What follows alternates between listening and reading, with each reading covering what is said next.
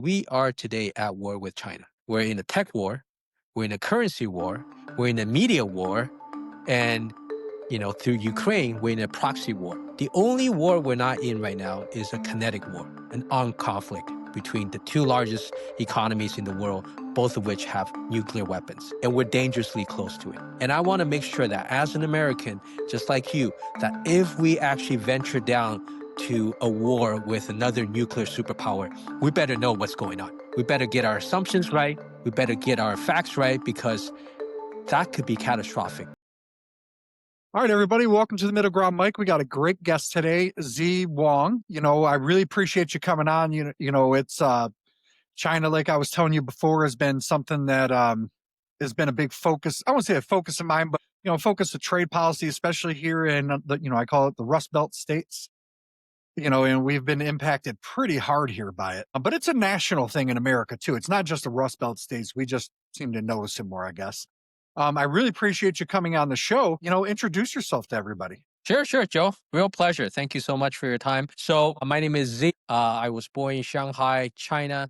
Came to the States when I was 10. My father was one of the first generations of students to come and study in the US after 1978. I grew up in Los Angeles, went to Stanford for my college, and then I worked at Intel. I was a managing director at Intel. Represented the company negotiating with the Chinese government on intellectual property and 4G technologies. Intel was nice enough to send me to Harvard for my MBA. After that, I spent a year as a White House fellow under President Obama. And then I started a company, a financial services data company in Shanghai. So I was an entrepreneur in China, kind of went through that experience. And then I moved back to the States, and I was president of a nonprofit called Committee of 100. This was founded about 30 plus years ago by prominent Chinese Americans like I.M. Pei, Yes. Yo-Yo Ma. It's kind of an organization of the most prominent Chinese Americans in America, focused on Chinese American inclusion in America and a more productive US-China relationship. And then I was there for almost 4 years, and then I stepped down, and I have a fund now investing in education in America. Now, this book, Rethinking China, kind of came on because in those 4 years, I was really at the intersection of civil liberties and national security. If you remember, during COVID, there was this huge increase in anti-Asian hate and violence. And unfortunately, the only people who look Chinese in America are the Chinese, the 5 million of us who are Chinese Americans. So we were squarely caught in the middle between national security and civil liberties. And our goal was to make sure that we advance the national security priorities of America while protecting the civil liberties that we all hold dear as American citizens. And so I worked with the White House, the State Department, the FBI, the Department of Justice, Congress in both houses, and state and local governments. And I realized for the first time that so many of the assumptions that drove our courses of actions for the last decade are not only misleading, but many of them are patently wrong. And so I spent about 2 years after that Right. speaking to probably 300 of the most prominent experts in this country, people from Harvard, Yale, Stanford, all the think tanks and former ambassadors to China, etc. And this is kind of the product of this book, right? Because here's 2 key points I want to start by saying. First, the, the book is not about whether China is a threat or not. The book is about what kind of threat is China. Because, the analogy with hurricanes are, if it's a category 5 hurricane, you better get into your car and get out of Dodge, right? And if it's category 1, then maybe we close our doors and lock our windows. So depending on the category and the level of threat, we respond accordingly. But today, there's such a hysteria over China that our measures are unfortunately disproportionate. And so that it ends up hurting our competitiveness, our values, and our safety. Because this is a question I've asked so many Americans. The pivot from engagement with China to more competition and confrontation started about 9+ years ago. So we now have a decade of results. And I've asked this question over and over again. After about a decade of a fundamental shift between our relationship with China, are we more secure? Yes. Are we more economically more competitive? And our values enhanced because of those policies? Or are we less? because everyone I've spoken to, and I'm sure you will agree, is in fact we are less secure. Our values are more diminished, and we seem to be less competitive vis-a-vis the Chinese. So look, I think intentions are important, right? And I believe that our political leaders operated with good intentions, but good intentions don't equal good results. And the road to ruin has been paved with good intentions. So now, after a Yeah, decade, my focus is when let's have we a kind of talk result about that, right? focused analysis, A right? little bit of Based on a all the data precursor and before per evidence se I asked the of question. So, what has the I grew up policies that per have se been a libertarian, undertaken by not just which the at 13 Republican years old, that's administration, kind of but like also what? Democratic This was in the administration. 90s. What have So, but they then, I yielded kind of us? was like, okay, And well, if they have libertarianism is not a great helped us, idea, but if the it relies on results are everybody not being there, good and then honest, what and can we do that's in just not terms of life. understanding our assumptions And, better, and like, then have courses of I kind of really started actions looking back that at the actually robber barons better of the United protect States, us right? The and guys who make us really more made competitive? So that's kind America, of the like, they premise put of the us on the book, map, and I'm right? happy to The take any big industrial questions. tycoons really built the country in that aspect. But what they always seem to do, because, what I think a lot of people forget is cheap labor's always been there. And a lot of people forget about the Chinese to help build the railroads in America. That's just something that they don't talk about here. But capitalism in America was always supposed to be okay, you got somebody that's more competitive than you. Even though I may not have as many people in the factory, I'm going to figure out a way to produce even more faster. So it doesn't matter what you're paying people. And I feel like that's where the United States got away from. And I feel like that's, not just the approach from our government, but I feel like the approach from the business leaders, not focusing on that aspect of capitalism is really, uh, at least to a degree, really hurt them, really hurt the United States. Because look at Henry Ford, right? I want to make a car that's affordable, but and then on top of it, he paid more money, but he made it so people could afford it. That mentality. And I've kind of joked about it. I say sometimes I feel like in the United States, we're in cannibal capitalism. We're cannibalizing ourselves, where sometimes certain companies will be like, well, I can, and I get it, like I understand how business works. I'm in business, right? But, it's the robber barons seem to where they wouldn't have, if it was like $100 million, they may have went to the government and say, hey, we got to figure out a way to make this happen. Whereas now there just doesn't seem to be among corporate America that loyalty to build your country up anymore.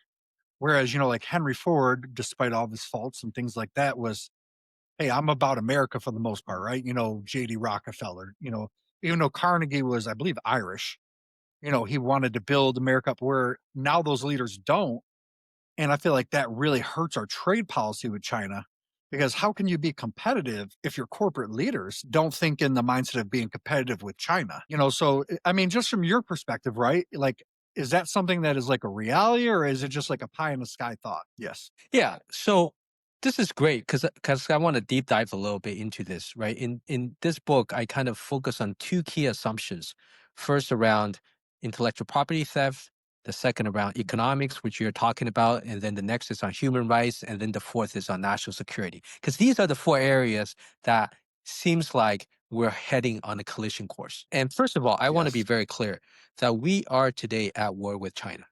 We're in a tech war, we're in a currency war, we're in a media war, and through Ukraine, we're in a proxy war.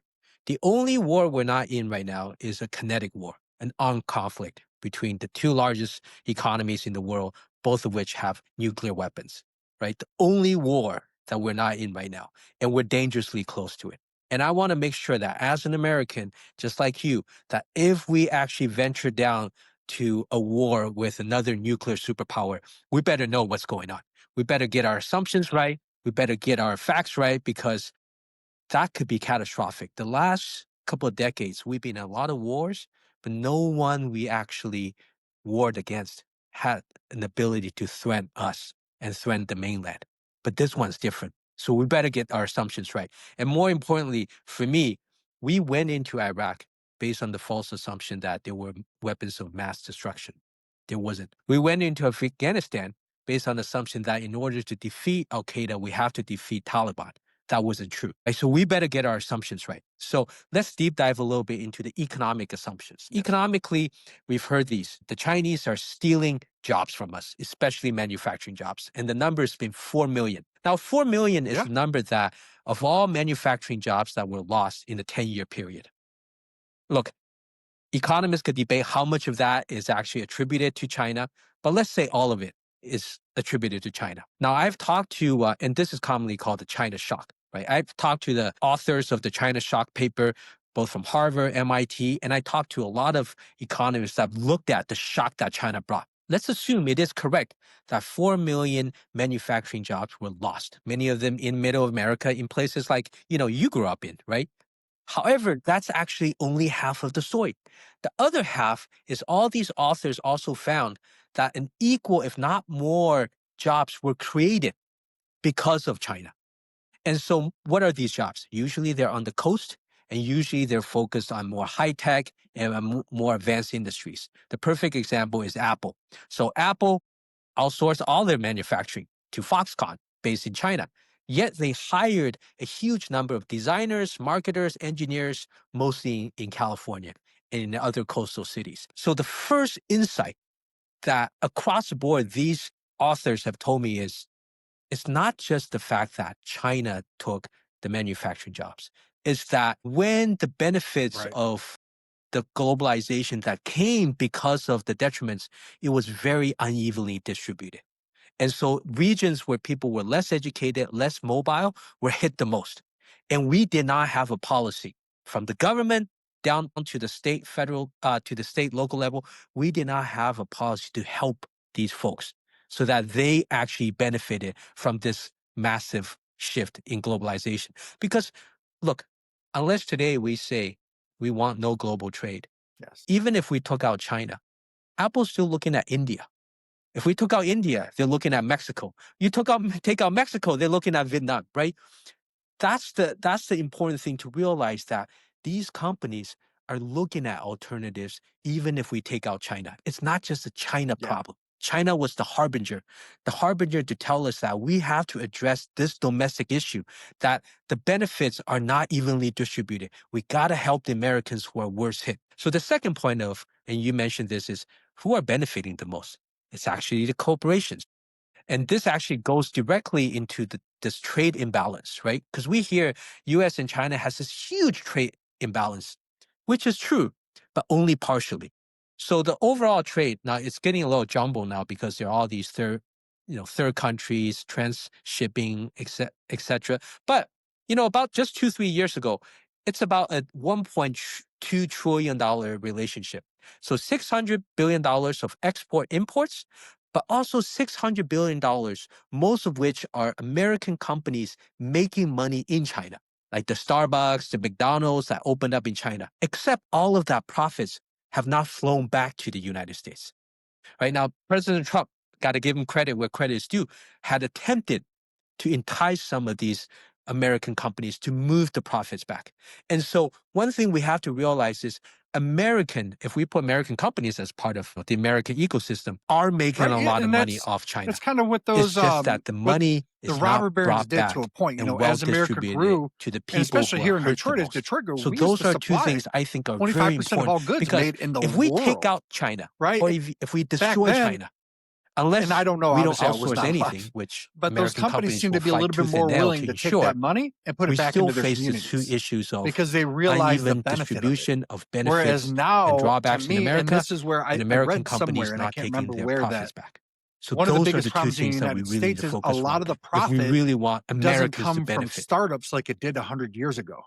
So a lot of the people leading corporate America in a lot of situations didn't per se start out at the bottom.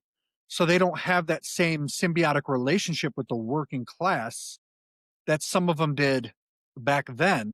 So that affects the way that they think, right? And like you were saying, a lot of people see a lot of, I don't want to say bad things behind a lot of policies, right? They'll be like, oh, there's this evil, and I'm like, I don't think the world's as evil as people think. I think some things just get thought about a certain way, and then people just go with it, and that kind of leads to other problems. And good, yes, Yeah. yes, Yeah. No, yeah, I was just going to say, Joe, you're right on point because when I was at Harvard Business School, we read um, company reports from 100 years ago. And back then, when these company leaders talked about profit, they included the community as part of the profit generation. But today, and this probably largely happened in the 70s, the Yeah, entire and purpose I of did, most public gosh, I can't remember. corporations, if not also I've done private 144 corporations, episodes is since to May. maximize So some of value them to kind of get shareholders. jumbled together in my head. And I did shareholders one where I are a talked different breed. about And the shareholders 17th are Amendment of the all United about my States. share It prices made the US and what kind Senate of popularly distribution you can give elected, me, right? So when your across the state incentives rather are than aligned appointed by the differently, states. And then here of that course leads into the companies are going to trade do policy, right? different things. Washington has become more Incentive disconnected is from less about the America. As the community, years less go about on, the they're more people and more that work disconnected from us, and just live like the there, founding and fathers more said would about happen. shareholders that could be They said this anywhere is exactly what's going drawing to a happen if you profit. don't watch it. Then of course we're And going where to that see comes in the is effects. now you don't really have a representative of the state in the federal government. It's a populace that's been elected, and the populace takes campaign donations. Where before that, a lot of people were appointed by state legislatures. And to me, where that makes a big difference, okay, like you were talking, like the policy, right? Okay, a senator from Michigan is going to have a lot more of an idea what's going on the ground floor here if he's appointed by the legislature, he or she. So when he goes to Washington, he can say, hey, this is actually what's happening. And he's not doing the talking points of whichever group, gave him that push. And the reason they did it back then was there was a lot of fraud, selling per se the seats, but it's a lot harder to do that now. It's a lot, so I think that part of the problem in the United States is their states are not represented in the federal government. So, the states are beholden to the whim of who's ever president. That's the way the wind blows. Because I think a lot of issues in the United States that, we see on TV at the national level for trade, labor, are the same face down here at the local level. So if the local was actually legitimately represented, I don't think we would be in this situation because China has the same problems we do, right? They just look different. And you were talking about human rights, and I actually talked about this in another episode. And I'm forgetting the name. The Muslims that are in China that get put in internment camps. Yep, that's the names. And I tell people, when they come out and they're like human rights in the United States and low labor, I'm like, where's your concern about that? That is a bigger threat to them than what's going on there in the aspect that anything we got going on here, humans right. But you never ever hear about it. And to me, why you don't hear about it is because if the United States poked that bear, that would be a very big problem for us. And that's kind of, I don't know, what are your thoughts on that? Because I've never really had a chance to ask anybody with a lot of knowledge behind that. Yeah, the Uyghurs. Yeah. Yes. Yeah. Yeah. Yeah. Great question. So I just want to tie up the last point you made, which is, the amount of time I spent in DC, I realized it is really, I like to assume that and I think the vast majority of political leaders I met across both parties do genuinely want to do some good. But in DC, it's so easy to get into groupthink, meaning you just repeat the same rhetoric and the rhetoric seems to become reality. And because you're in such a nice little bubble, divorced from what's going on, in Michigan or in Iowa and elsewhere, you just live in the rhetoric. And this is why, this book, Rethinking China, I'm really focusing on results. All right, it's been 10 years. What are the results, right? And does the results tell the story? Does the results match the rhetoric? Because if it doesn't, the rhetoric is wrong. The results are not wrong. The rhetoric is wrong, right? So I think that's very important and this is why, I very much enjoy conversations like this, Joe, because you seem to be an independent thinker. You seem to try to correlate what you've been told by the media, by the political class, with what's happening on the ground, Yeah. which is what's happening. What are the results on the ground, right? So that's the first point, and I appreciate that.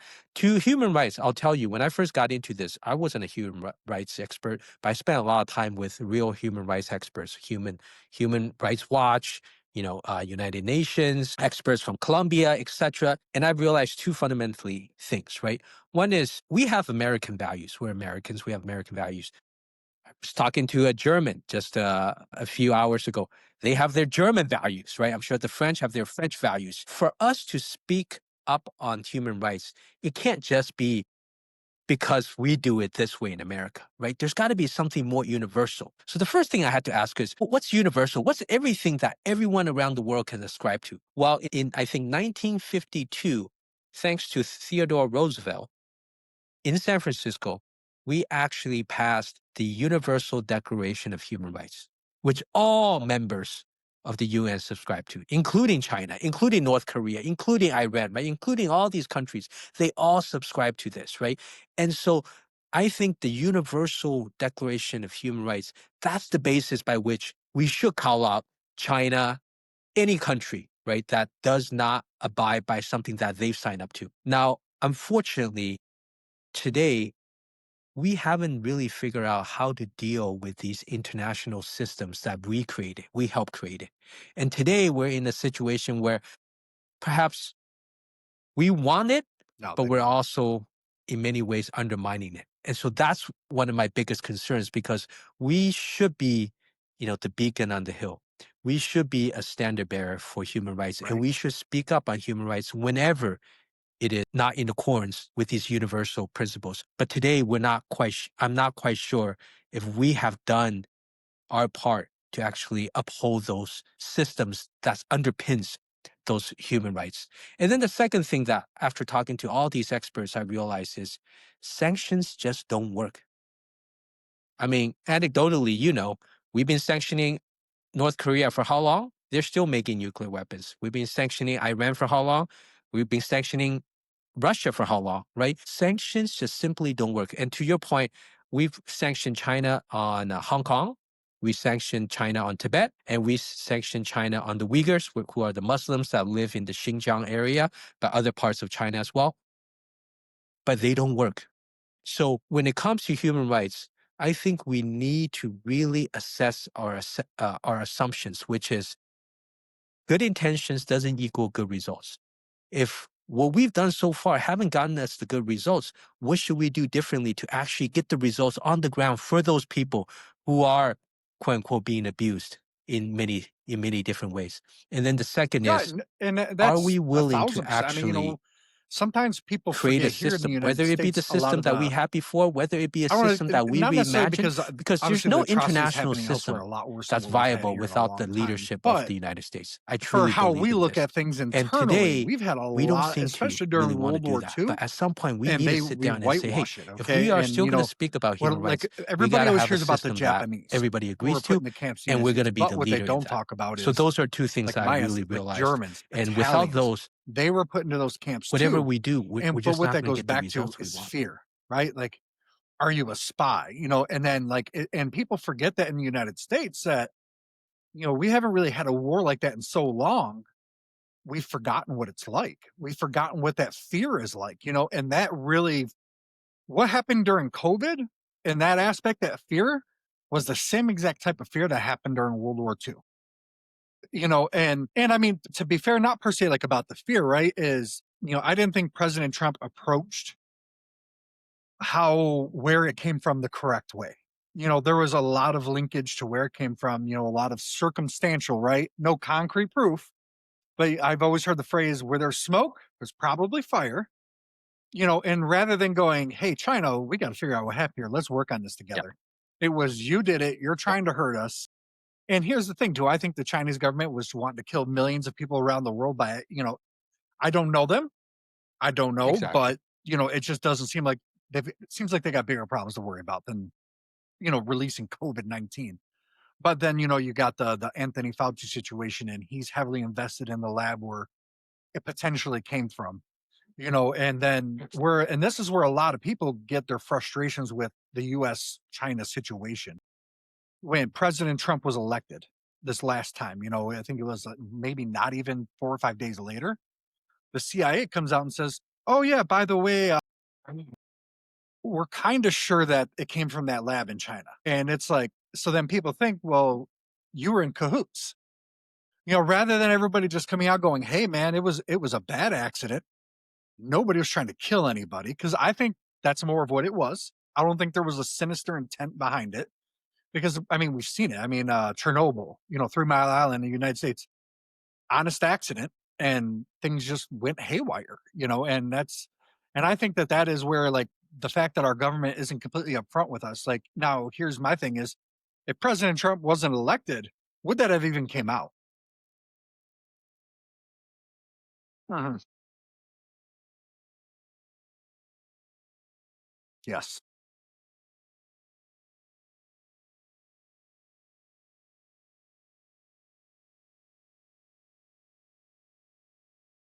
Yes. Yeah. Look, I think this is something I hear so much in DC, which is we know something, but it's classified, right? And my take is we should be as transparent as possible Yes. with the American people. That's just what we should do. And trust that the American people, when provided the data and the evidence, they'll make their own informed decisions, right? Otherwise, it's so Right. easy to operate on fear. And yet, you know this in our personal experience, whenever we do something based on fear, usually that's not the best decision for the long term, right? Usually that's just not.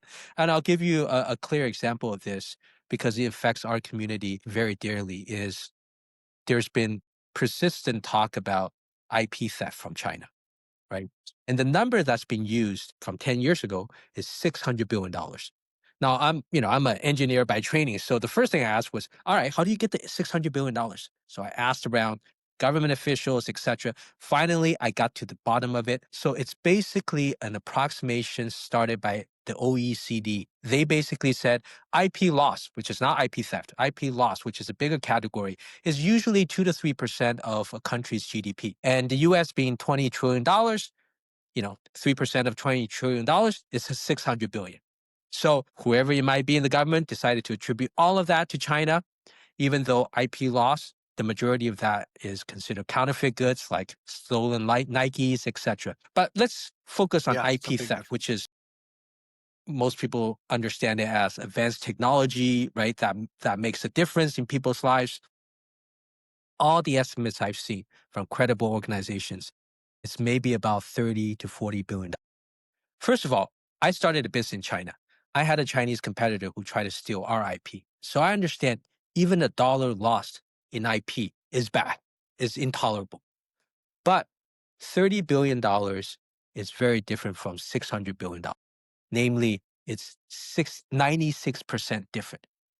Because this goes back to my first point about what threat level, because depending on the threat level, we act accordingly.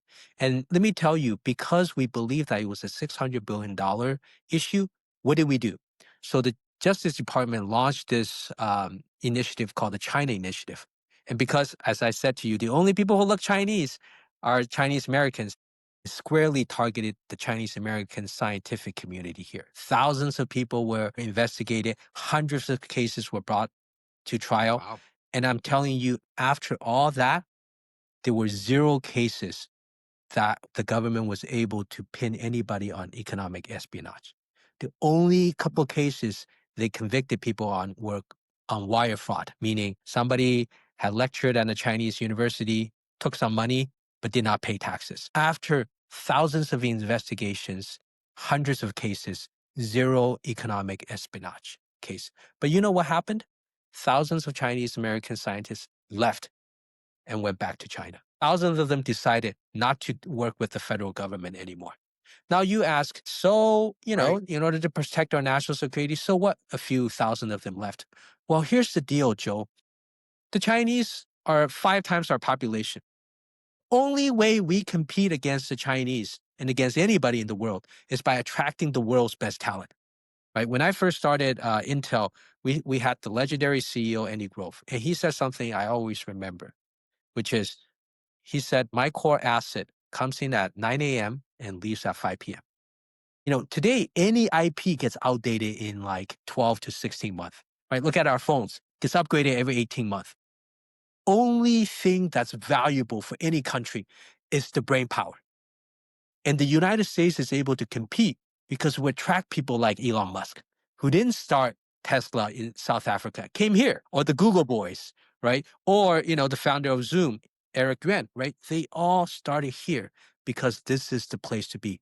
And when we Yeah. cut ourselves And I think from the the United world's States best really needs to talent, get back including to from China, this is where kind we of like hurt a ourselves. tinkerer One mindset. statistics that's been Because the United now States up in, kind of until what, more '70s, '80s didn't really well have a promoted is huge college one third of the world's it AI wasn't like as researchers, big of a top thing AI as it is in a researchers, lot of other are nations, Chinese. right? But where America was Most of strong them at is are here in attracting the the United talent, but States. also So when we that guy drive in his out key garage talents, figuring out we're how really he's going to hurting make it. ourselves. This is And kind now of there's so a many rules and perfect example regulations. of If you how do that in your garage, you might go when to prison. kind of hysteria and And paranoia takes over, depending we end up on which government hurting our official's having a bad day. And I think that that's a big hurt for us hurting our own because those are the interest. guys that built America. The guy that was in his garage somehow had some random business guy that heard about what he was doing, strolled in, invested in it, and then I mean Apple, Microsoft, case in point. They, nobody thought that those industries would be what they were at that time, but they seen it tinkering around in their garage and people said, that's a really good idea. But we're going against that now because now to me, sometimes if it's not somebody that's at the tippy top, nobody takes them seriously. It's like you can only be taken seriously if you're a multi-billionaire. And it's like JD Rockefeller was dirt poor. Henry Ford didn't grow up with a silver spoon in his mouth. Neither did Thomas Edison. These guys, I mean, JP Morgan did. I mean, he was he was born with a silver spoon in his mouth, but that's how these guys do it. And I don't know about China per se in that aspect, but that's what made America so strong because we had that ability. You had the ability of a guy who had no idea about physics, no idea about computer engineering to figure it out on his own. And then things would just take off.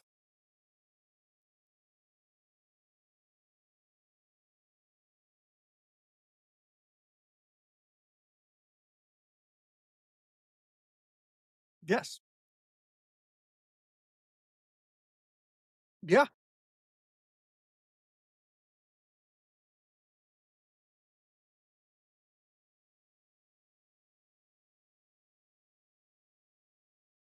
Yeah. Yeah. Yeah, Joe, I think this is what we always have to remember is what made America great again, great in the first place. That recipe still works today, right? We just got to remember what that recipe is and get back to that recipe. Because I still think America is the best place for innovation. Yes. I still think America is the Yeah. best And place that's what, for to the me, world's that's best in terms talents. of I still competing with think when China, right? the That's our smartest biggest people around the asset. world think, where can I And I don't start know, that because I know amazing China's kind of like company? a This hybrid is of America, right? communism, I still think capitalism. that a It's child in really America pseudo, today it's a still has complicated a chance situation, to, like and you said, we're create we're in something America, incredible, like even we in have his or that her ability backyard, to, I don't know even in if his or her the average garage. Chinese I person think has that's that still ability to possible do what we're because able that's to the do here. recipe that made us successful. I'm just saying we cannot get away from that recipe. And I think the only time we're going to fail is when we get away from what made us successful, from the recipe that made us successful. Yes. Yes. Yes. Yeah. Yeah. Well, I also want to add one more thing. Wow. I think another part of the recipe is America has never been shy about taking ideas from other countries and make it uniquely our own, right? Look at the Italian pizza. We made it 10 times probably more popular and successful. Look at the hamburger from Germany, right? Speaking of, hamburger, I've been to Hamburg, where hamburger came, Yes. and America took it and made it, you know, 10 times more popular, right? I mean, if there's a national cuisine in America, and judging by the number of stores, it's probably Chinese food. There's more than 50,000 Chinese restaurants in America, right? So what I'm trying to say is America is also successful not only because we allow people to tinker and fail and succeed, not only because we attract the world's best talents, but we also take the best ideas from around the world and make it our own. I'll give another example. You probably remember in the 80s, there was a lot of fear about Japan taking over. So a lot of Americans, the American companies, instead of just getting fearful, they started saying, what can we learn from the Japanese? Oh, they have this, better Six Sigma production system. Let's take it over. Let's put it into our Ford plants. Let's put it into our GM plants, right? Let's take what the Japanese could do well and make it American.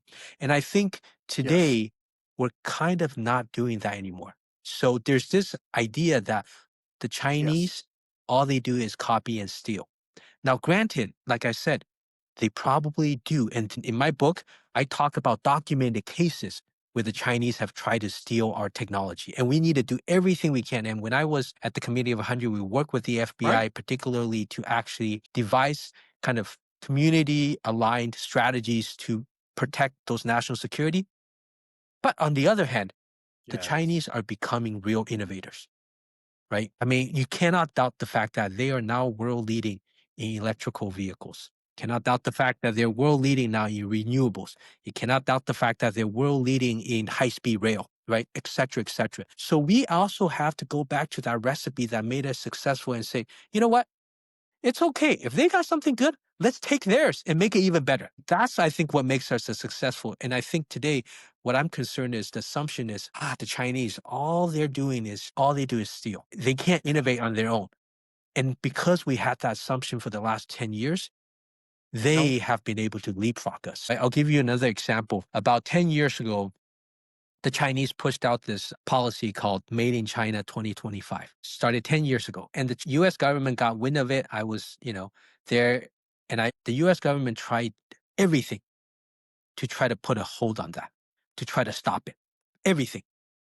And now, 10 years passed. This year is 2025. So we can actually look at the results. Have we been successful in stopping China's progress in these 10 key sectors? Yeah, exactly. So the US Chamber of Commerce, an American organization, did a thorough analysis and found that in those 10 areas where 10 years ago, the Chinese were not world leaders. That's why they had the plan, right? And 10 years ago, probably the US were the world leaders in pretty much all sectors. In four of them, the Chinese have already overtaken the US and become the world leader, right? Again, I've already mentioned, high-speed rail, renewables, electrical vehicle, advanced, materials like rare earth, etc., right? And in another four, three or four, they're almost caught up to us, right? So we got to really understand that these guys are real competitors. They innovate and they work hard, and the only way we can compete against them is also to innovate, out-innovate them, out-compete them, right? And do what we do best. Because there are certain things that we do, like you said, they can't match because of their system, because of how, that cultural norm is. There are certain things we can do that they cannot do. And we got to double down on what makes us successful. Because the last 10 years, focusing just on trying to keep them down hasn't given us the results. And we've kind of taken the ice off the prize, which is how do we create that distance? How do we keep I going love so that you fast brought that up there's no way that EVs. they can catch up It's to something us, that right? I've kind of, and Because in those I've areas been like working on high-speed this rail, episode for probably you about can't say three, that four all they did was months just copy us because and then I stole don't the want to say technology to passionate be about, better but I'm a than very, us, right? Same I'm one of thing those with people to EV, where if I etc., hear right? These something, guys really I innovate. just start So we learning really and need to learning make and sure learning that and we just, don't take the eyes off I'll be up till our three eyes o'clock in off the the morning. ball. Like, And what's and that? what I'm really Hydrogen concerned is powered even vehicles. And this today, is where I these think that seems we more have an edge focused over China. on We them have more natural gas. versus focusing We on have us. more And I believe the ability to only make way we get better hydrogen-based is products, by focusing which on would give us, us the edge focusing on in terms of America. being able to produce cheaper energy. Electric cars are great, but they're great in inner city markets, metro markets. But to me, Yeah. and I have not seen anything of any significance that would change it yet. They're like in Michigan when it's cold out, people with electric cars, man, their battery power goes down. Whereas if and I know that, hydrogen's a little bit more expensive at the moment, but to me, that's because it hasn't had the same level of investment to develop it. Um, but hydrogen, the United States, I believe, we're like what top two, top three in natural gas reserves in the world.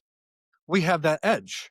So why not take your edge and beat out your competitor and go, I can produce a hydrogen powered vehicle. I can develop it cheaper and I'll sell you the natural gas to go with it and will power your economy.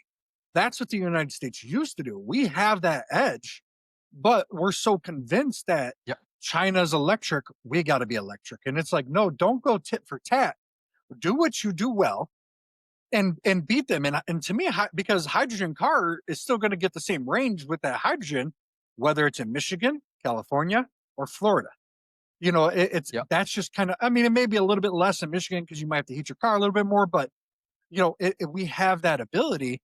And I just see like all this money just going to EVs, and I'm like, we're not a country the size of Germany to where that can do that. High Yep. speed rail, like you were saying, a hydrogen powered high speed rail could take on electric rail with no problem. And it would literally power so many jobs in the United States. Exactly. Like it would be another industrial revolution. You wouldn't be able to build it fast enough. But yeah, and the reason why I'm bringing this up is you have, like the Chinese relations, right? You've got the experience with the people inside of Washington. Why inside of Washington, especially why are they, to me, it seems like they're afraid to compete with China. Like, and it goes back to the US debt affects that a lot as well. I see people talk about the currency war, right? I say, well, our debt is the biggest reason. Like part of why our standard of living has gone down is our debt. I tell people are like, oh, we need to do, we need to prop up this and prop up that. I'm like, we could literally balance the budget better and your standard of living would go up without any aid from the government because everything would be more affordable. And so just, and from your perspective, right? Why does it seem our government's so afraid to go, hey, we're better at this, whatever it is? versus China, they just seem to be afraid to either say it or afraid to even try to approach it. Yeah.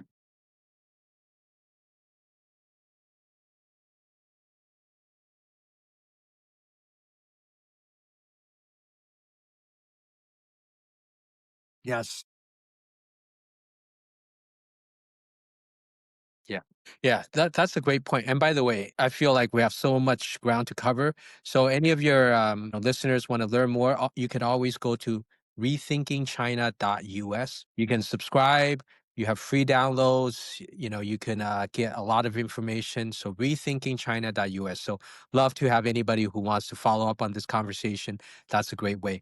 And to answer your question, you know, this is, and again, I've talked to a lot of politicians about this off the Yes. record, which is nothing gets people to voting than fear. Fear is actually a great motivator, right? Fear and anger are usually the best motivators to get people to the voting booth to vote for you and against somebody. And with China, it's really good kind of a target in terms of generating fear. But my concern is, as we talked about, usually when you're fearful, you don't make the best decisions long term.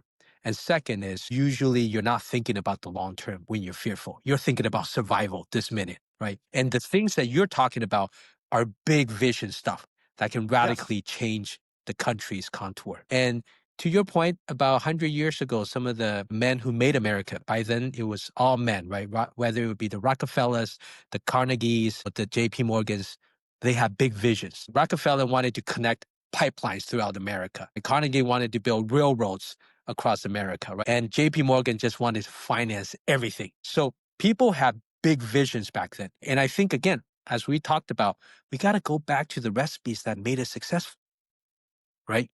Big personalities with big visions, the ability to allow them to fail and succeed, even in their backyard, right? The ability to attract the world's best talent. Because, like you said, Andrew Carnegie was a kid from Scotland who did not really go to school, right? Yes. He had very rudimentary schooling, but he was smart, he was driven, and he was willing to do whatever it took to create something amazing. And back then, steel was the Yes. technology of that time, right? Now we think steel is just, a commodity, but back then it was the Yeah, technology, and right? So these were the real people in inventors. America I mean, even sometimes people forget like that one of the things that's Thomas gotten Edison, lost here, and right? I don't want Didn't to say have a huge blame amount social of media schooling, right? But because these were the it's very tinkerers. easy to These say were the that, inventors. These were but the I think part creators, of right? what it I mean, is most we're people no don't longer know Thomas connected on Edison that helped create the I won't motion say picture normal level, business, but that right? I mean, real he level. was instrumental And that to spreads fear electrification, because motion if your neighbor's a picture business, and Republican so or a many other Democrat and things, you're right? on the Because opposite back then side it and you wasn't know that's creating what the they are, technology; your it's first thought creating in a this whole country is new going to be they're industry. bad or And something so let's about go them is back not to that. right. Let's go back to what And made that's what we've America gotten to is successful. where And I before think is, that's hey, what we need. Johnny's a Republican, yeah, whatever. But he's a cool guy, man. We had a beer and barbecue last week. And you know Johnny because Johnny helped you build your basement or build, fix your garage. And that's what, and part of the issue to me, what we don't have now is we don't have the Ronald Reagans. We don't have the um I don't want to say Richard Nixon, but Richard Nixon, a lot of people forget. I believe, if I'm right, he won almost every state in the nation or all the states. He was insanely popular. A lot of people don't know Richard Nixon created OSHA. What a lot of people here value for safety was created by Tricky Dick, and I don't want to say an underrated president, but I think his paranoia overshadows a lot of his accomplishments. But that's a whole nother story. But we don't have the Eisenhowers, we don't have the FDRs, the JFKs, the guys who really stood up on the podium and said, not to just the average American, but what can you do to make America better to the business world? And I think that is where Donald Trump became popular. So, do you know who Michael Moore is? It, so yeah, he's very very anti-Trump. But there was a meeting at the Detroit Economic Club. I can't remember when it is. It was 4 or 8 years ago, where it was rumored Ford was going to build a factory, I believe, in either Mexico or Brazil. And Trump was there in front of speaking in front of everybody. So was Michael Moore. And Trump said, if you don't produce those products here, we're going to go after you and we're going to tariff or tax you. So you lose a dime, you lose money on every single thing you bring into this country. And Michael Moore even said right there, he goes, that's why he's Yeah, president, of course. because he's saying Fahrenheit what the 9/11. American public feels and thinks. And, you know, Yeah, yeah, yeah, and they didn't, I don't know if our government did that 100 years ago behind the scenes, right? Because things were a tad bit different. But it was that need to want to invest in your community. It's how, you know, because China, for all the issues we may have, China is, you know, they got a long road because obviously they have a lot of people. Compared to us, it's a bigger hill to climb. But they're building things. They're building things to help mobilize their country. And, you know, do I know what that looks like? No, you know, but you look over there and you just start to see, you know, hey, because I work for a company that has stuff there, right? I don't want to say because, you know, separate from my company, but, you know, and one of the big things they say is, well, why we do this is because there's a growing working class. So they are doing those things. It is still possible to do it. We're just so, I don't want to say paranoid, but we are paranoid. I mean, we are paranoid about everything that happens around us. Oh, and I think that's because to me, we've made ourselves, I'm against being a world police state. Like, I don't agree with what's happening to the Muslims in China. But at the same time, I don't know if going to war with China over it is the smartest idea either. To me, to a yeah, point, like I used, and I know we're talking US China, but I'm just using this as like an example Syria, right? The Syrians really hated Assad. It turned into this bloody war, but the people there, with the aid of Al Qaeda or not Al Qaeda, but I forget the group's name off the top of my head right now, ISIS. You know, they overthrew the government. They built a new system for themselves. They did it. You know, they were willing to lose everything they had. And to me, until a population is willing to give everything they have, you will never see real change. And the young generation now, I tell this to people that work because I work yeah, with a lot of people from 18 to 30. You guys have never really been through post-dot-com bubble. yeah, You were born and around in 2008, but you weren't economically around then. You're about to get a dose of reality of what happens when the government just hands you money and tells you everything's going to be yeah, fine, and they don't actually do anything to fix the problem. yeah, yeah, yeah, yeah, Yes. yeah, yeah. Look, I'm a huge believer in the American experiment, right? And the truth is, I think people who became naturalized citizens many times feel this more personally because they had to make the conscious decision to come here and make the conscious decision to become a citizen because they really believe in this place, right? So I'm a huge believer in the American experiment. I also believe that just as we expect our country to protect and serve us, we must do our part to protect our country and serve our country. And one thing that Americans do well throughout our history is to speak up when we think our government isn't doing right by us, right? To speak truth to power, right? This is also one reason I'm writing this book because I feel like this is something we have to talk about, which is we need to make sure that we don't sleepwalk into a war with China.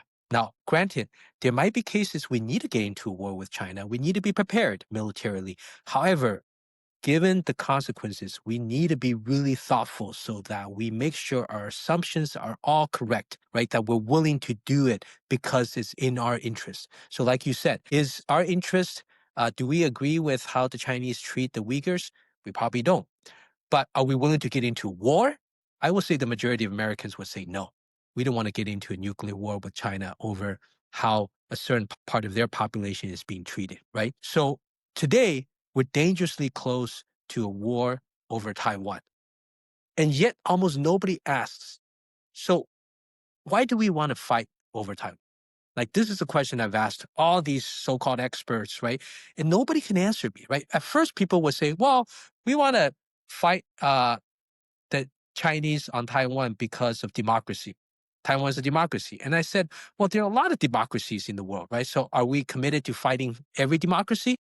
So they stop, right? The next thing I hear is, well, we want to fight the Chinese on Taiwan because of of the chips, right? Because Taiwan controls all the chips. And I said, well, I worked in Intel. I worked in these fabs. I know that if you really don't Yes. want the Chinese to control the chips, you just bomb those places because these are big factories. You just bomb them, drop a bomb, and they're done. Or all these factories use American equipment and American software. You stop licensing to them, they're not going to be able to run in a few days, if not a few weeks. So I said that can't be the case. So today, I have not heard a good reason why we want to go to war with China. And that's something I think is very important that every American should be asking this question because, again, I'm not saying we shouldn't go to war with China because there may be a reason, but we got to know what the reason is. We can't sleepwalk into another war like we did in Iraq, in Afghanistan, or in Vietnam, right? Because assumptions matter. For example, in Vietnam, the assumption was if South Vietnam fell, all of rest of Asia will fall like dominoes, right? The domino effect.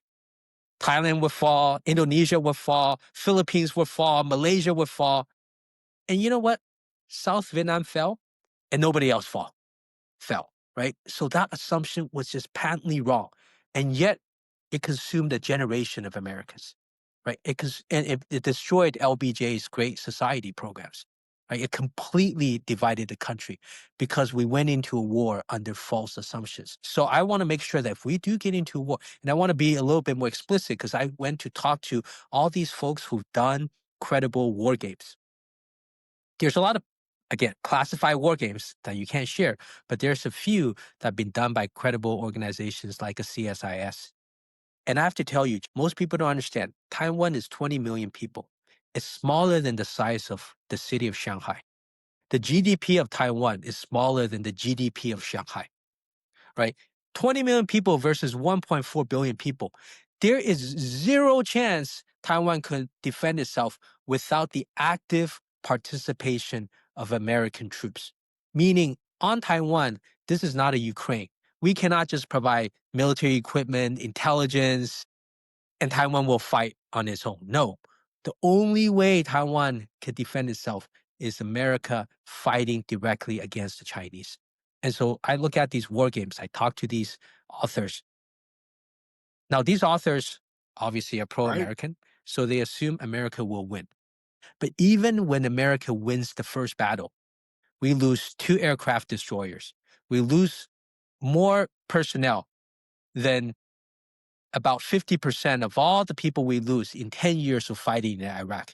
We lose hundreds of aircraft, and then maybe a few dozen, ship vessels. And that's just the first battle. And then I asked them, okay, let's say the Chinese lose this first battle, but they're not going to quit. What happens after the first battle? And nobody can answer that question because the Chinese shipyards on the east coast of China, are we going to bomb it? Because they're right next to the civilian population. Their military bases are next to civilian populations. Are we bombing it? And if we bomb their mainland, are they going to bomb our territories? Are they going to bomb our mainland? And once you escalate like that, is nuclear weapons on the table? This is something that almost all experts just stop answering my questions Yes. because the consequences are so severe and the scenarios are so dire, nobody wants to talk about it. But I think we should have a frank conversation because if we're willing to get into Yeah, war, no, we and got to know that one, what we're fighting that for was I don't and know if what you we're paid willing to or if sacrifice. you knew And without I'm sure you knowing knew that, Kevin we're going to O'Leary's, do exactly what we did in the last and few wars, which is this is like a sleepwalking far out there into a thing, war but I was that to a has false degree with premises. him when he And said when Trump was, after "Oh, we're going to do many these American tariffs," he lives said, and treasures "Why are are you lost, doing these we're left nickel and scratching dime our things?" head He goes, going, "If you want to come to a why? resolution, Why did we just do slap the that? What 400% happened? tariff on it That money starting could have been today." He spent goes, "And in Xi will be America here next helping week." American He people, goes, right? So "Because that's Xi kind Jinping, of, just like Trump, another to stay in urgency for me power, to do he's this got to is keep making because them I money. want to make sure And we if the have this United States, it would conversation hurt both before it's too countries late. significantly, but if you did that, it would force China to the table to finally address these issues that both sides seem to be having. We wouldn't be, nobody would be able to him haw about it anymore. And it would just come to a head. And I was like, I know that's like, that makes a lot of people nervous, but I'm like, to me, it's like with where everything's at, and you would know from more behind the scenes, right? When he said that, I was like, sometimes things do got to come to a head for some kind of solution to come out. Yeah. Yeah. Now, Joe, I do want to add a little nuance to that, right? Because for a very long time, again, I'll use the example of the previous wars we've engaged in, and also the last 10 years of kind of our now competition and confrontation against China, is we believe that if we just escalate a little bit more, that the other side will come to the table. Like the perfect example is as I look through Vietnam, our idea is if we bomb them just a little bit more, they're kind of gonna gotta give up. If we bomb the Ho Chi Minh Trail, they're gonna give up. If we start bombing, and put napalm over all these tropic, sites, they're gonna give up. yes, there might be a chance, but in many other instances, the other side decides that if they escalate just along with us, that we might give up. That's what the Vietnamese did in the Vietnam War. That's what the Taliban's did in Afghanistan. In the last 10 years, we've seen that's what the Chinese have done. So, for example, when Trump said, you know what, I'm slapping 135% tariff on China, which, by the way, pretty much meant, trade would stop because everything is twice as more expensive. The Chinese actually said, in that case, we're slapping 100% tariff. Oh yeah. So they were willing to escalate with us. So I just Yeah, want to put a little I bit think, nuance to the table from to where that. he was coming, It just based off of does obviously his work in certain speeches on TV, instances, but it we was have to more of the also look at shock the factor. results of You how, throw a quote 400% unquote, our tariff, he's going to opponent or have all the adversary leaders that are make money over responding there to going, us. And fix if this history problem and shows fix it that they now. will also Because, have the same and when you're mindset of, doing it okay, the gradually, Americans are you escalating don't have that and try to shock cause us factor. our You say, pain, we're you going to come out and say escalate just 400%, even if you don't slap it on right as away, quickly to cause them it's going to pain. put out that, okay, We got to well, be these guys are careful actually to not to get serious. into that They bind actually want to because you solve a know what happened, problem. And I in don't know those if other that's the instances solution, when we right? got Because, into that bind. So it could that's the only cause nuance I want to put brinksmanship. into it. It could, but if you really want to solve a problem and you're feeling like Yeah, your opponent isn't doing things in good faith, which I don't yeah, think yeah, either yeah, side particularly has, you've got to either be willing to cut the mustard or pack your bags and go home. Like you got to be willing to yeah, either do business and figure yeah, out a way to yeah, make it work, or you got to be willing to take them to the task. yeah, yeah, And it just seems like we want to be like, and China doesn't play that way. China's you're either beating yeah, us or you're not. yeah, yeah, Yes. yeah, yeah, yeah, yeah. And to your point, Joe, for me, as I think about what you just said, and as I think about my business dealings, I think sometimes you have to make those tough decisions, but you have to be ready for the consequences of the other side coming back to you, either giving up or escalating with you. Okay, so this is why I say again, we really need to think through Right. what No, we and decide to do. there's a So for lot, example, and like you like said, more of a hey, positive tone, right? Is if we're there willing is to a lot slap of that 400%, relations between the then we two also got to countries be that willing to could say, produce you a know what, lot they more might slap fruitful 300% situations for and we're going to everybody be okay with involved. it. Right. So Like as long as you we're take the okay with it, government out then of it, that's a real option the in our average people arsenal. in China and the The average only American, thing I they would don't want to have deal with a none of little this. They quibble just with want to is go to work, we feed do their families, things come home, without hang out with their realizing that, kids or their you know what, dogs, and we go may on not about be their day. okay with it. That's As long what as they we're okay want. with it, So then I would say, it's hey, that's a real option I don't want to say and we America's should give it a become try afraid, in the because cases where that is it not where I'm going with it, but it needs just to be seems like our tried. politicians are froze. And you might know that, and that's not saying that they don't care, but I feel like, maybe you could elaborate. It feels like from the common man's perspective, either A, they really have no clue of what's going on, or B, they're scared. Yeah. Yes. Yeah. And by the way, this is why I find, your platform so useful Constantly. because look, just a couple of decades ago, all of us were just fed a couple of channels of information. And that was it. Right. And many of them are largely the same. And I think now people can actually get information in a more holistic way, right? There are many more channels, right? And that's really important because I feel like as I look at the news coverage, media coverage on China in particular, I find that the media is not necessarily lying to us, but many times they're only giving us half the information. Now Yes.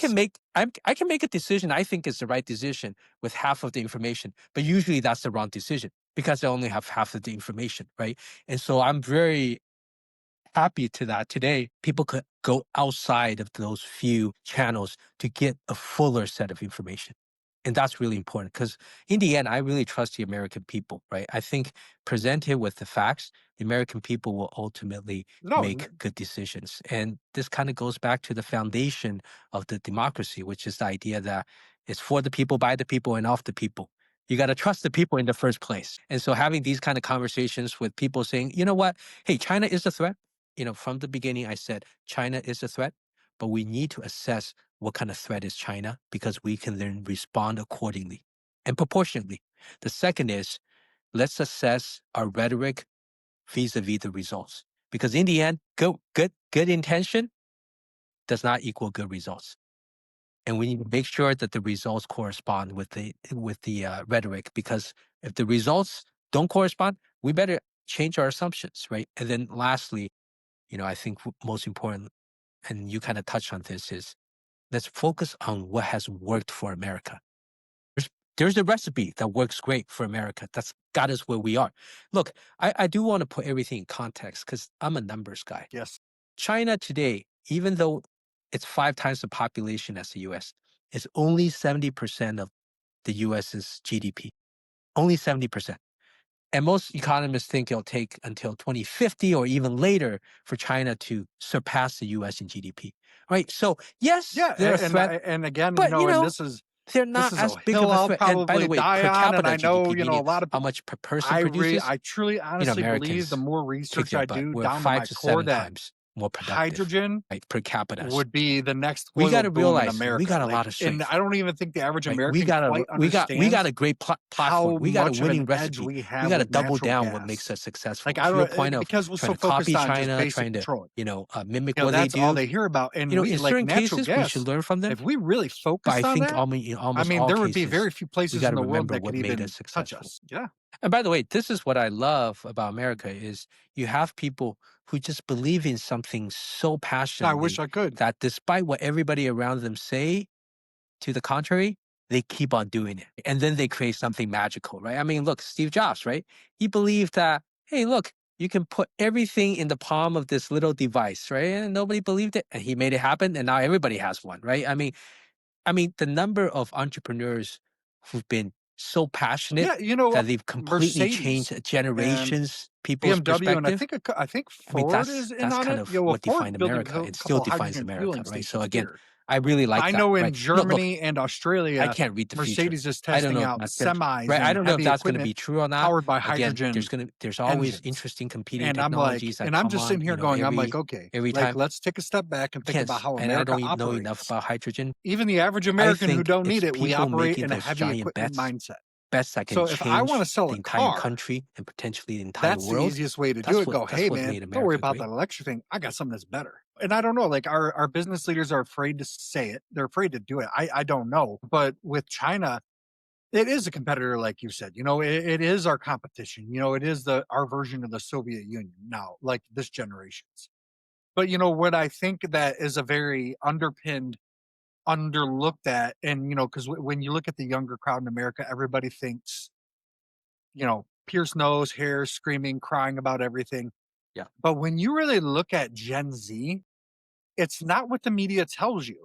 And it was very surprising to me when and what got me started down that road is Yale did a study, and young people from the ages of 18 to 21, that Gen Z part, are 12 points more conservative than other generations in that when we're in that spot. And I was like, that is just it's astonishing to me because America's history has always been younger people tend to be liberal.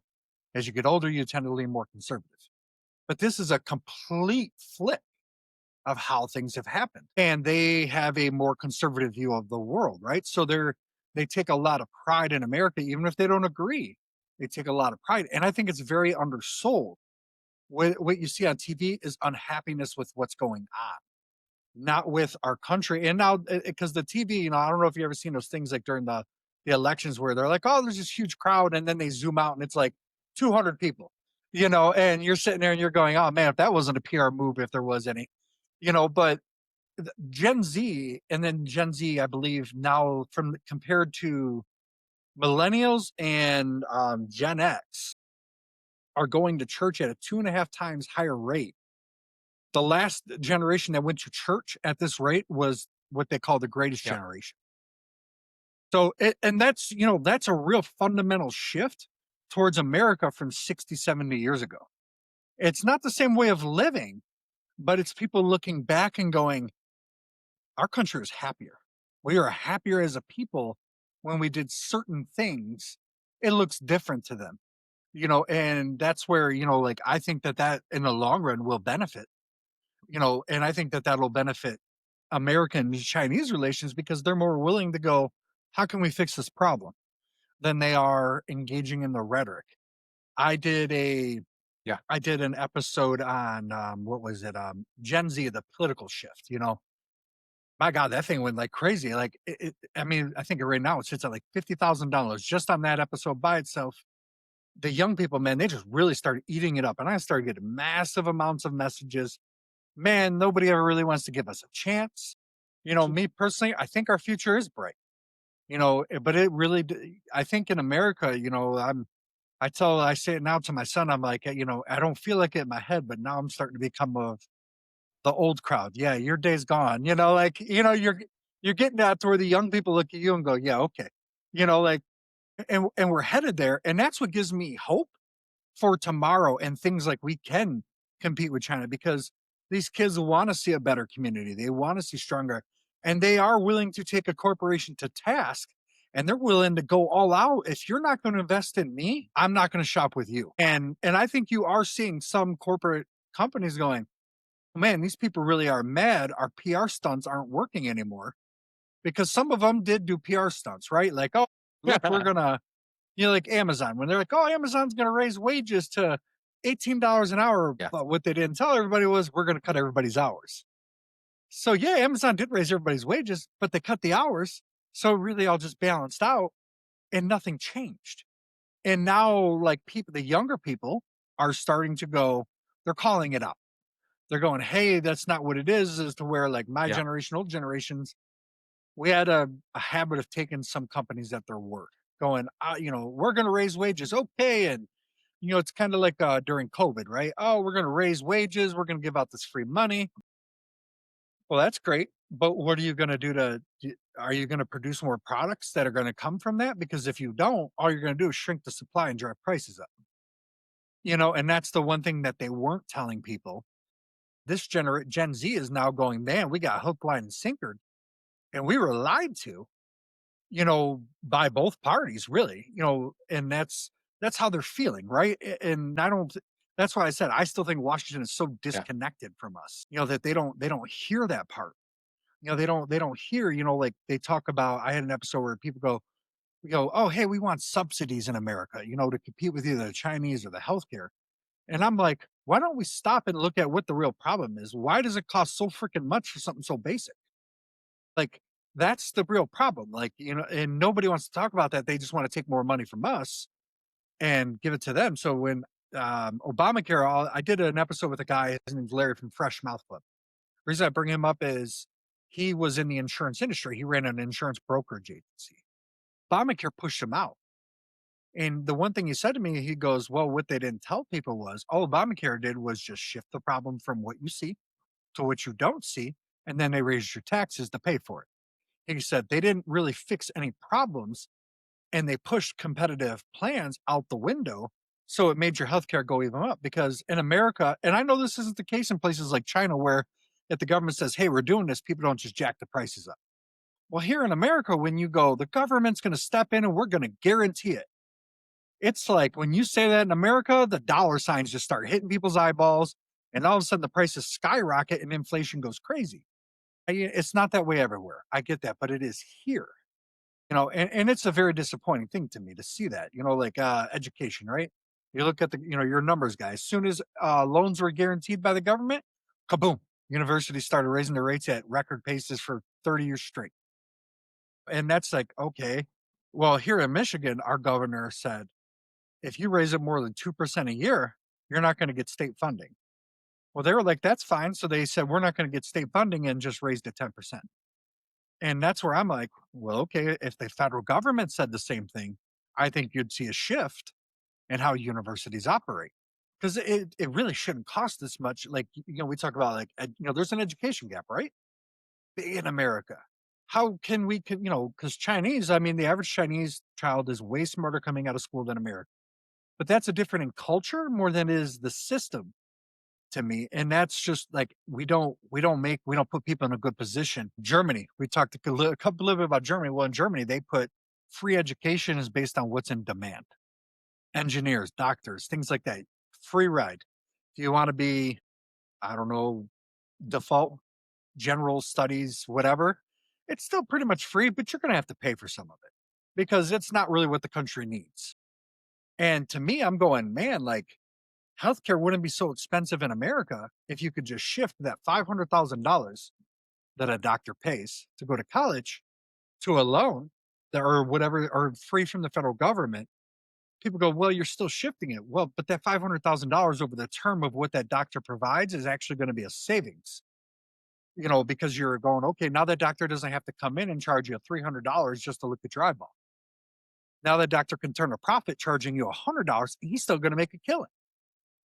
And that's what we used to do, and we don't do that here. Where when you look at countries like China, right? China is willing to go, okay, we're going to step in and subsidize this because we know we need to be competitive at it.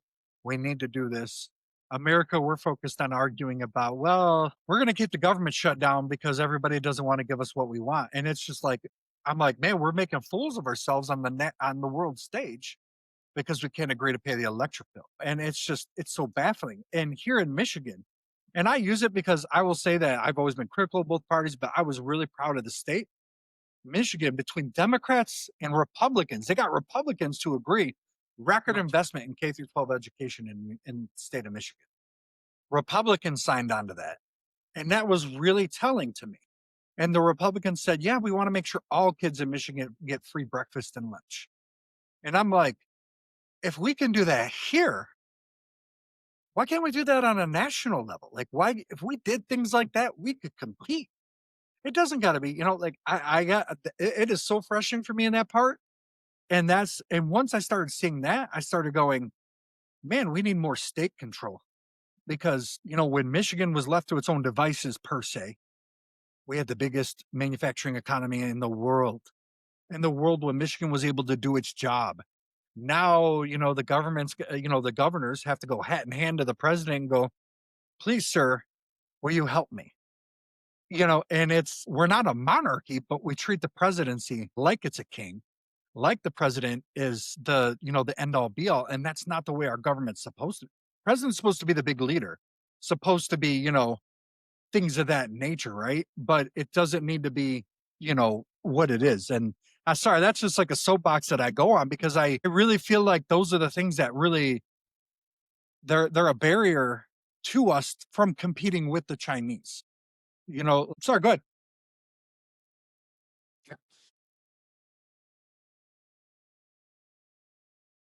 Yes.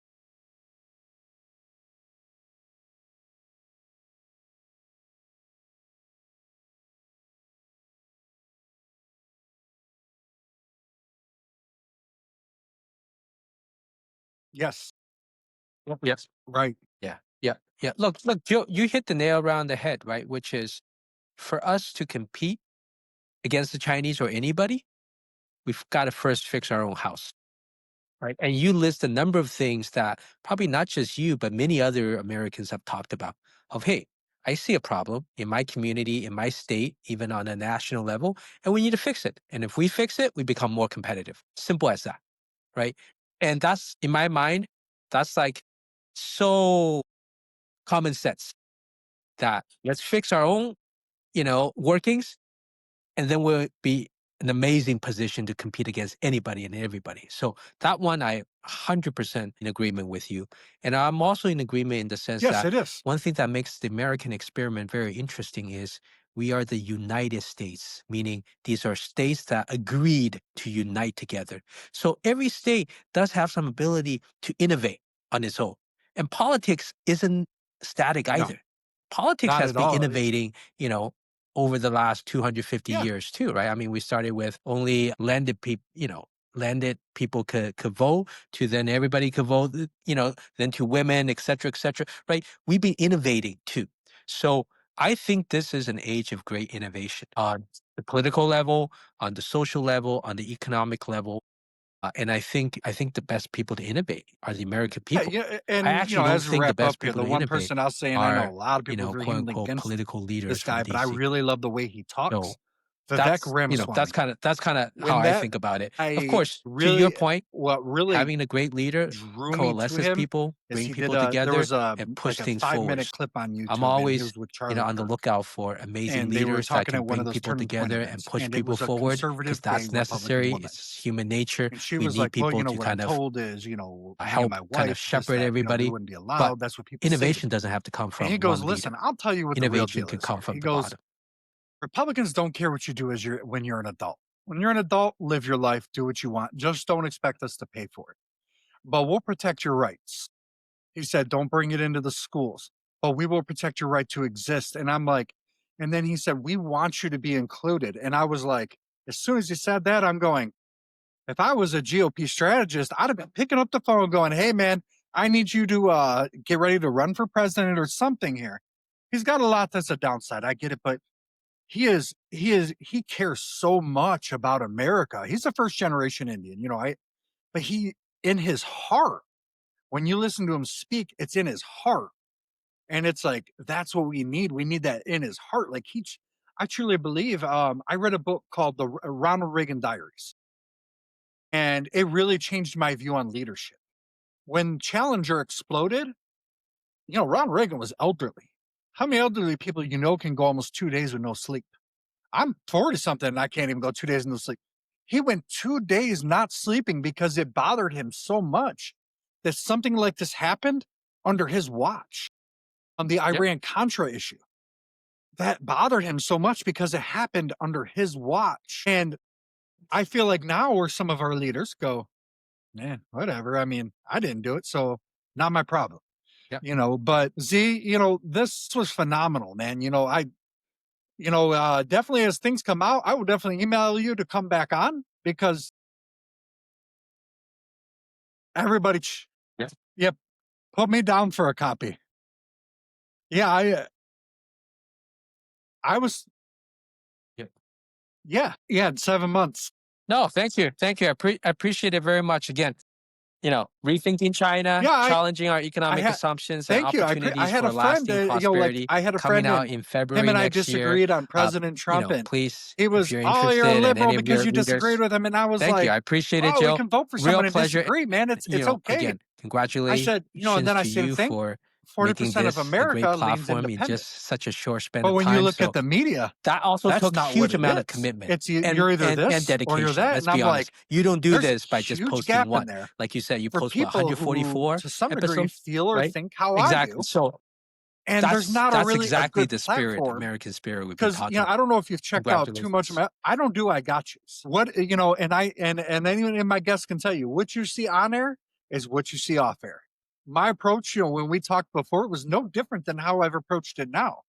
It's about being authentic, and that's everything's so scripted these days. Like I give talking points, and we'll explore the talking But yeah, points. Because I use an example. I tell somebody I can tell you this pen looks white. But if we can't figure out that this pen looks white together, we've lost the war before it started. yep, yep. But Z, thanks, and everybody check his stuff out. And Z, you can count me down for a copy of that book. Shoot me when it's released because I will be one of your first Yep, buyers. Thanks for coming on. Thanks to you yep, too. yep, yep, yep, yep, yep, yep, yep. Thank you. Appreciate it. Appreciate it, Joe. Appreciate it, Joe. Yeah. Happy holidays. Happy Thanksgiving. All right. Bye bye.